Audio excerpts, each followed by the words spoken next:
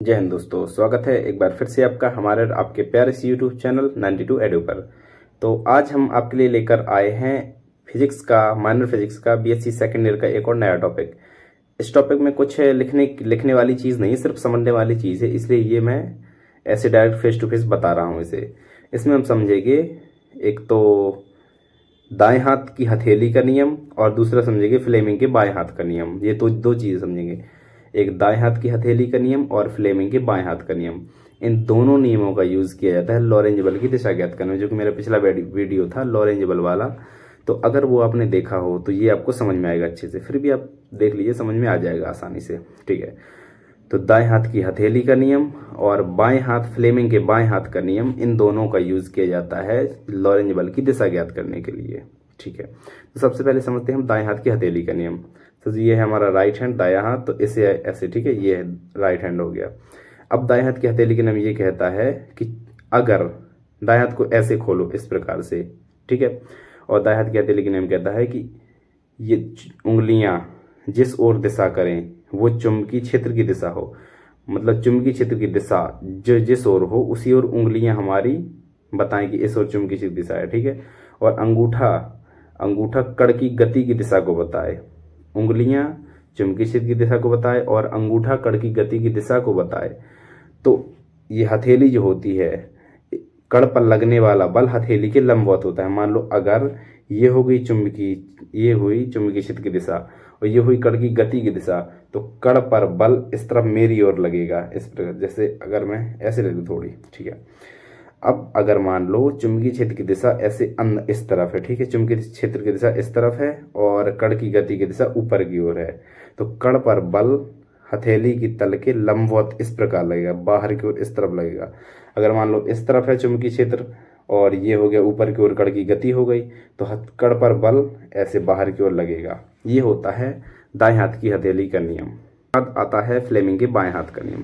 तो फ्लेमिंग के बाएं हाथ का नियम देखिए क्या कहता है। बाएं हाथ का नियम मतलब बाएं हाथ को ये ले लो और ये तीन चीजें देखो, ये दिख रही हैं, अंगूठा, तर्जनी और मध्यमा, इन तीनों को इस प्रकार फैलाओ कि तीनों एक दूसरे के लंबवत हो। लंबवत देखिए, इन दोनों के बीच 90 डिग्री का एंगल, देखिए 90 डिग्री का एंगल बन रहा है और इन दोनों के बीच ये 90 डिग्री का एंगल बन रहा है। ठीक है, तो इन्हें इस प्रकार फैलाना है कि इनके बीच 90 डिग्री का एंगल बने। ठीक है, इसके बाद अब अगर जो हमारी तर्जनी है ये चुंबकीय क्षेत्र की दिशा बताए, मतलब चलिए इस तरफ ले लेते हैं हम, ठीक है, चुंबकीय क्षेत्र की दिशा इस तरफ है और कण जो गति कर रहा है उसकी गति करने की दिशा इस तरफ मेरी ओर है, तो कण पर बल ये ऊपर की ओर लगेगा।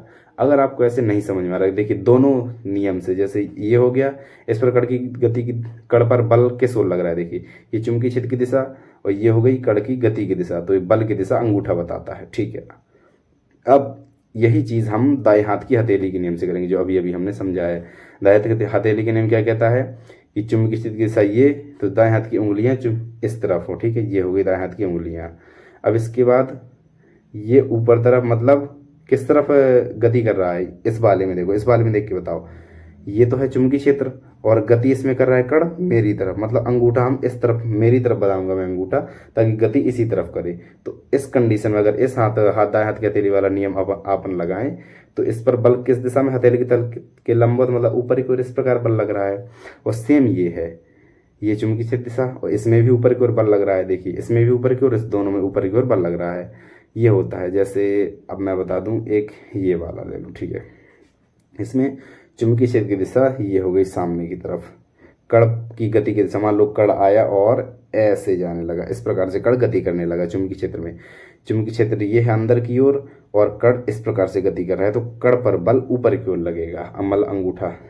इसका नियम ये है कि अगर तर्जनी चुंबकीय क्षेत्र की दिशा और मध्यमा कण की गति की दिशा या फिर धारा की दिशा, अगर हम धारावाही चालक लेते हैं तो धारा की दिशा बताए, तो उस पर लगने वाला बल अंगूठा जिस ओर बताएगा कि ये दिशा, वो दिशा कण पर लगने वाले, पर चालक पर लगने वाले बल की होगी। इसी प्रकार अगर हम ये ले लें, ठीक है, अब इसे देखो, चुंबकीय क्षेत्र की दिशा ये है, मतलब उंगलियों की दिशा हमें ऐसी रखनी है। ठीक है, अब इसके बाद कण की गति की दिशा इस तरफ है, मतलब हमें अंगूठा ऐसा रखना है। देखो ये हो गई कण की गति की दिशा, अंगूठा भी इसी दिशा में हो गया। अब बल इसमें किस तरफ लग रहा है, ऊपर की ओर। और इसमें अगर हम बल देखें हथेली के लंबवत ऊपर की ओर, इसमें भी ऊपर की ओर और इसमें भी ऊपर की ओर, दोनों में ऊपर की ओर बल लग रहा है।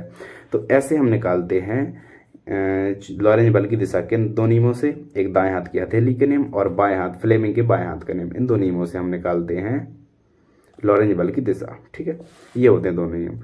तो वीडियो देखने के लिए थैंक यू सो मच। मिलते हैं अगले टॉपिक के साथ। Bye bye.